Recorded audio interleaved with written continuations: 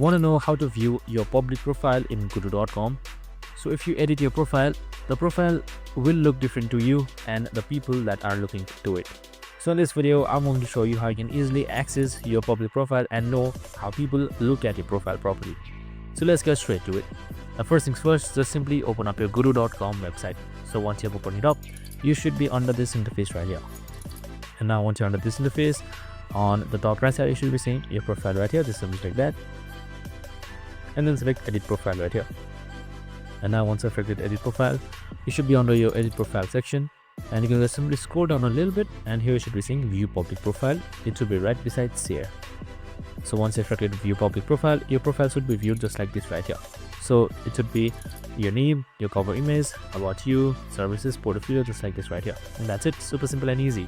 I hope this video helped. If it did, make sure to like, subscribe, and tune in with us for more of similar videos. Have a good day and see you in the next one.